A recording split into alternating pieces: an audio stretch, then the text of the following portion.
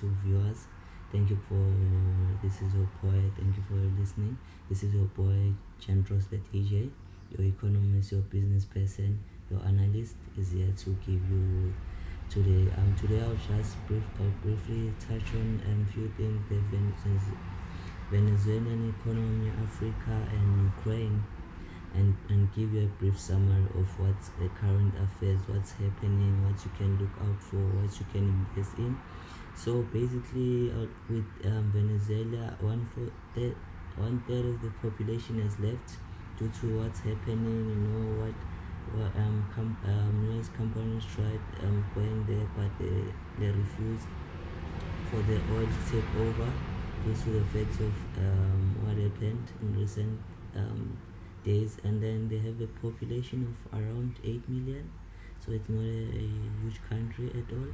And then when you look at Africa, sub-Saharan Africa is expected to grow at around 4.2% this year. And then there's an economic shift that's very important.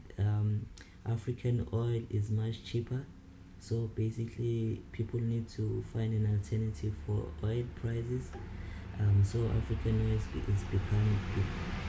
has become cheaper compared to other regions in the world. And then when you look at the Ukraine war, they've been given 8.1 billion for extension for infrastructure and logistics from the IMF.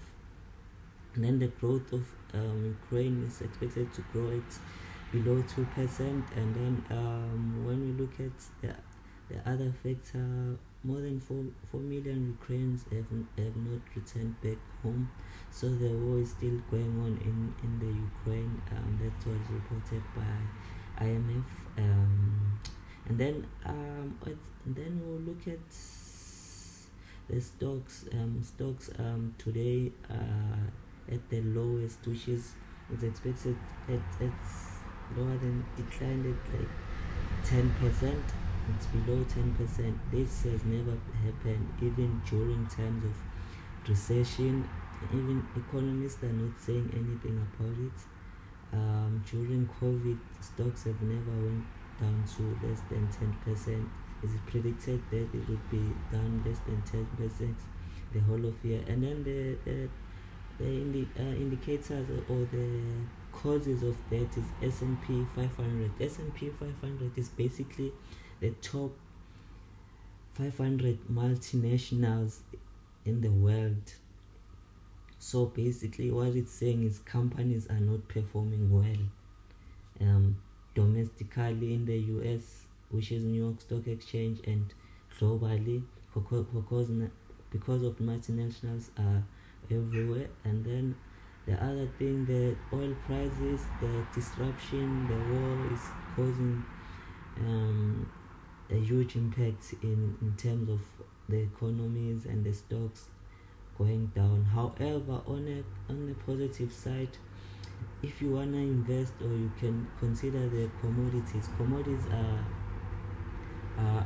in good terms and they're performing well, averaging around 2%. If you look at your gold is a safe haven, especially in terms like this where there is economic uncertainty.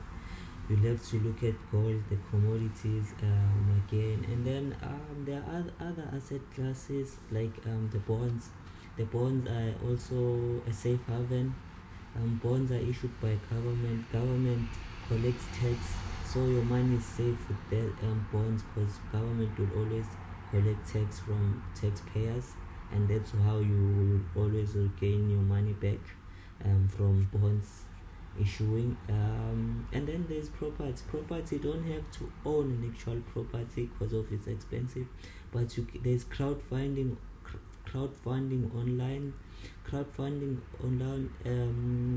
You can contribute probably whatever money you have, and then you buy a property in a certain jurisdiction, maybe in Africa, maybe in Europe, or in Asia, and anywhere else in the world. And then that's what's happening currently in the economy and the the climate, and people must now be risk adverse because these are tough times, and everyone must work together and try to be risk adverse. Risk adverse, what I mean is, don't spend what you don't have.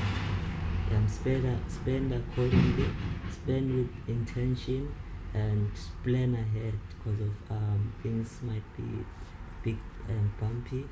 And if you want to invest in stock, this is the right time because are going down, so you can buy them at a lower price, and then they will increase with time as the global tension and people try finding alternatives of this disruption. And when you go online for booking of tickets, probably going to abroad or anywhere else, you can see the United UAE parts, the tickets are being cancelled, and it's due to the fact that recently there was an argument that was taking place between the US and Iran. However, it didn't materialize as Iran rejected that.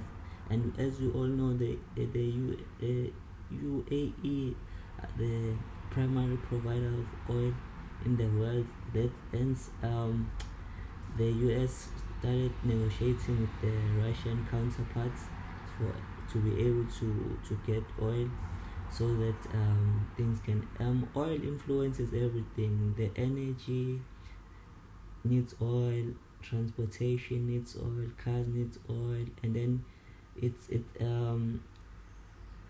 suppresses inflation. However, because of these factors, inflation means the general prices of goods in an economy. So when oil goes up, everything goes up. The food prices, the standard of living, housing, renting, school fees when you have kids, going out, people go out more, and money to spend is being less, so meaning less money for savings. And this is what I can give you today.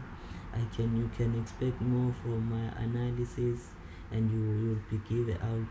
And then when you're in business, again, the last part I wanna stress out is business people, especially digital entrepreneurs. You have to watch out on policies, because of one of the gurus is facing legal actions, which is Mark Zuckerberg, the Meta guy. Meta is Facebook, WhatsApp. So you have to look at things like the GDPR, and you have to be in terms with those terminologies. You have to know what's going on, what's cooking, because of you might also face a legal challenge in any time. And in the digital space, it's a new space, so things come up with time and everything. And this is my current affairs. This is what I'll be sharing, and catch me again later on today. I'll share other business aspects. I'll be covering inventory today, a supply chain management, as it's an issue also today. I want to break it down for you, the supply chain, how it works. And then that's one of the disruption that's happening currently, because of most of the trading happens in the ports. And so when the ports close, hence when the ports close and nothing happens on the ports and on the sea, things become expensive. So you need to use the airplane. Now you can't use the airplane because it's blocked again in the EU. It's causing a lot of problems in that part. And then an airplane is much expensive for businesses. It's unlike the using ports for transportation of goods.